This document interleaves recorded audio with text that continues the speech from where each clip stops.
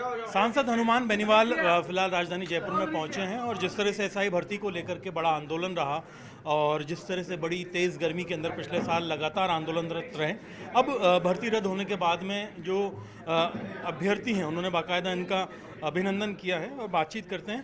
Sir, आपने कहा कि भर्ती रद्द होगी लेकिन लड़ाई भी खत्म नहीं हुई, आपने कई बड़े सवाल उठाए। लड़ाई खत्म नहीं होने का कारण मैंने ये बताया कि जितने भी पेपर लीक हुए राजस्थान में, आरपीएससी पुनर्गठन की हमारी डिमांड थी। हाईकोर्ट ने कहा कि आरपीएससी का पुनर्गठन करो, राजनीतिक नियुक्तियां नहीं होनी चाहिए। संजय सोत्री उन तमाम लोगों पर जिन पे अंगुली उठी है उनके खिलाफ आपराधिक केस हो। संजय सोत्री की एसएलपी सुप्रीम कोर्ट ने खारिज कर दी, बोले वो तथ्य नहीं हटाए जाएंगे जो हाईकोर्ट ने टिप्पणी की है। और इसके एसआई भर्ती के अलावा इसमें जितने जो एसआई भर्ती में जो लोग मुलजिम थे बहुत से लोग पकड़े भी नहीं गए, इस जांच को जारी रखें। और दूसरा जो पेपर लीक और परीक्षाओं को जो भर्तियाँ रद्द नहीं हुई, एक दो भर्ती रद्द भी हुई, जो पेपर लीक की घटनाएं एक रीट के अंदर हम चाहते हैं सीबीआई जांच करके कांग्रेस को नेताओं को पकड़ा जाए जिनका नाम जोर शोर से आया था। इसके लिए मई से ही राष्ट्रीय लोकतांत्रिक पार्टी बड़ा आंदोलन राजस्थान के अंदर करेगी और हम राजस्थान को बचाने के लिए हर वो संघर्ष करेंगे जिससे हमारा राजस्थान आगे आए।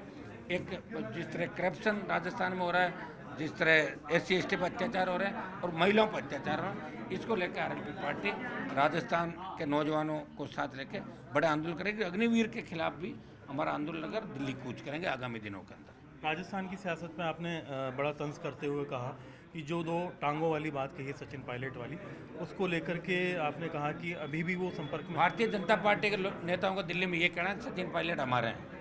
गुजरों में आज भी हमारे पास सचिन पायलट से बड़ा नेता नहीं, ये बीजेपी के लोग कहते हैं और इसलिए कहते हैं बीजेपी ने उनकी मदद की थी पहले उस समय जब सरकार गिर रही थी। आपने जो चुनाव नतीजा है उसको लेकर के भी अपनी बात रखी कि देखिए तमिलनाडु के अंदर ज़बरदस्त नतीजा आया, जिसने मेहनत की वो आगे आया। तो राजस्थान में भी ऐसा राजस्थान के लोगों को करना चाहिए। 70 साल हो गए, कभी कांग्रेस कभी बीजेपी, तो इस बार थर्ड फ्रंट का भरोसा करके एक बार राजस्थान की जनता को, राजस्थान की खुद की पार्टी और नए मोर्चे के लोगों को मौका देना चाहिए, जिससे नेपाल में मिला, तमिलनाडु में मिला और केरल और तमिलनाडु में बीजेपी की जो स्थिति हुई उससे बीजेपी को मंथन करने की आवश्यकता है। और बंगाल में जो वोट काटे और ममता का 15 साल का शासन था उससे कहीं न कहीं लोग परेशान थे, इसलिए बीजेपी आगे कोई बड़ी बात नहीं। 77 पे तो थी, 2-3 से 77 और 77 से पहुंच गए, कोई बड़ा कर रहे हैं। लेकिन वहाँ राजस्थान के लोग कह रहे हैं हमने जीता दिया, तो ऐसी बातें करना एक हास्यास्पद बात होगी। जो खुद के इलाकों में नहीं जीत पाए वो बंगाल कैसे जीता पाए। अभी राजस्थान में आपने कहा कि जो अभ्यर्थी हैं बचे हुए उनको मौका मिलना चाहिए।